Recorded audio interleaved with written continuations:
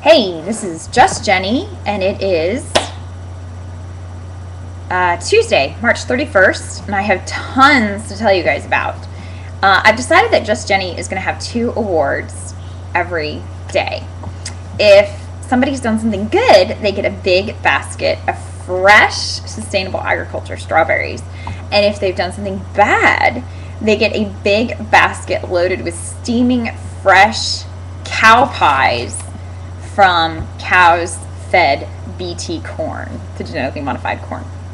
The first thing I want to talk about is this horrific bill called the Georgia Prescription Monitoring Program Act, which puts you, the citizens of Georgia, under suspicion and part of the war on drugs if you are prescribed a narcotic by your doctor, who apparently, even though he's licensed, he's an idiot, and you are also an idiot because you need to be monitored by the state if you're taking any sort of narcotics. So this bill provided for a new state program, the Georgia Prescription Monitoring Program Act, which would put the monitoring of prescribing and dispensing certain drugs under the Georgia Drugs and Narcotics Agency. This bill was sponsored in the Senate by David Shafer. You will recall he is running for lieutenant governor. He gets a great big basket of cow pies, steaming fresh cow pies from genetically modified corn-fed cows. He voted in favor of the bill. Thank God that some of the other senators stumbled upon some intelligence. How? I'm not entirely certain. But the bill did fail. So a basket of strawberries to the Senate Majority Leader Chip Rogers, who voted against the bill, and a basket of steaming cow pies to David Shafer, who sponsored the bill and of course voted in favor of it. That's HB 614. So it has died. We're going to have a fabulous funeral for it. I'm pretty excited. In fact, I'm thinking that we should have a party at the end of every legislative session, have a big bonfire and burn all the legislation that was bad, that failed, and then we should have the burning in effigy of the legislators who sponsored legislation that rips from you further your freedom and your money. Or maybe we should have a burning of the Constitution and have, like, I don't know, it's got to be something good. We'll talk about it later.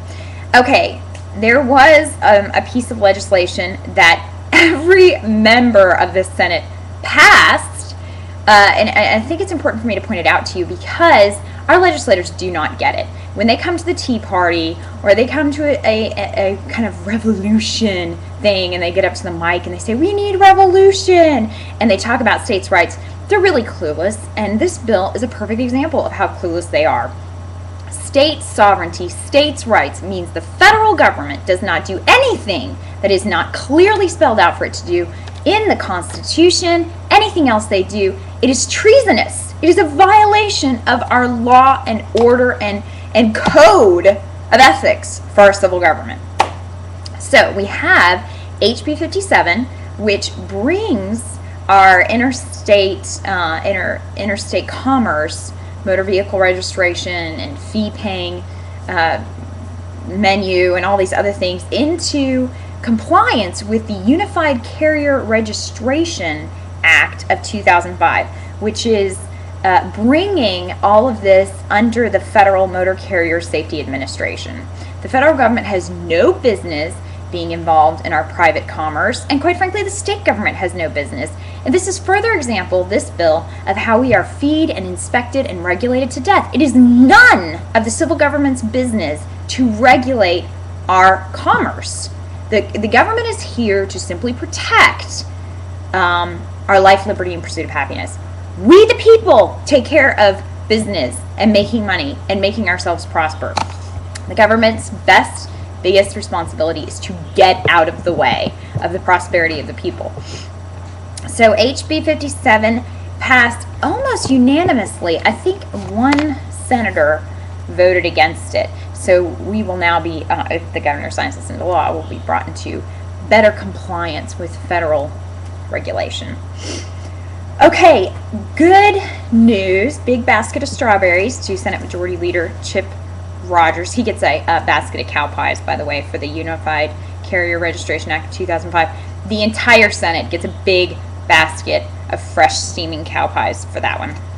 But basket of strawberries to Chip for HB 396, which was tabled. That was that horrific driver's license bill. And the interesting thing was, I didn't actually read the bill initially. I simply heard about it on crossover day when I was at the Capitol in the gallery for 12 or 15 hours or something insane, and listening to them debate from the well the different pieces of legislation. And that's when I first heard about this and knew that it brought us in greater compliance with federal regulation in terms of driver's license, the Real ID Act, and then also that it increased driver's license rates, fees.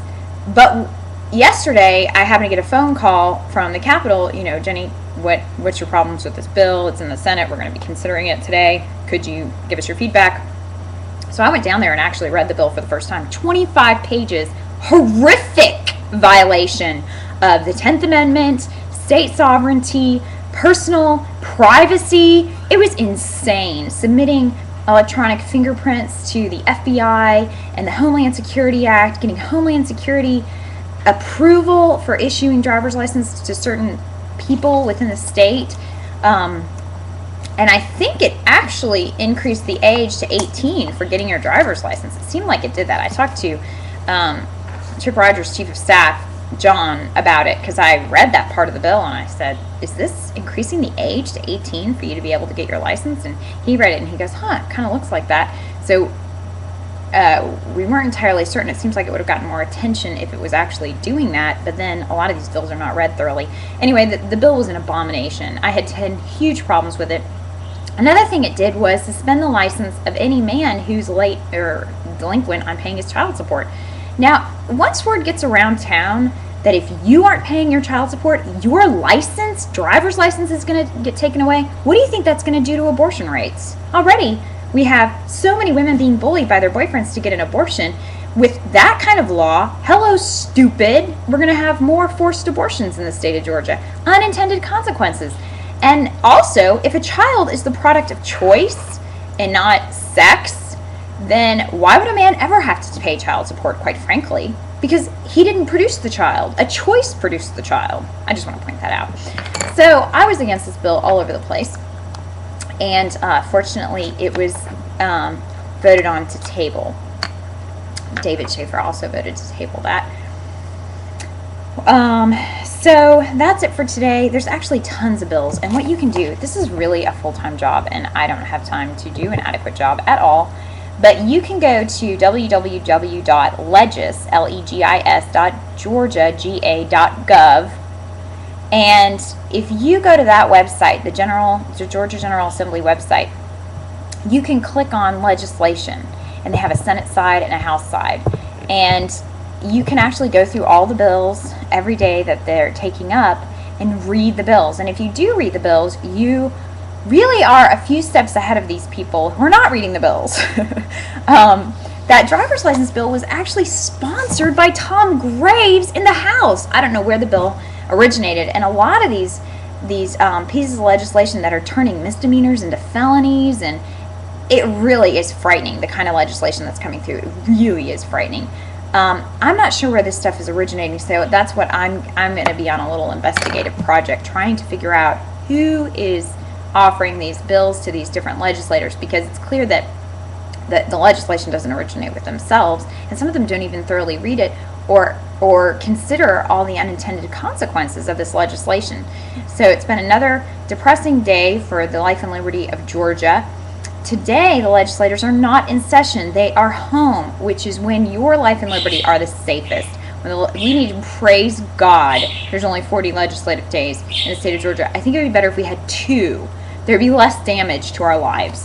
But anyway, that's it for Just Jenny, and I will see you tomorrow.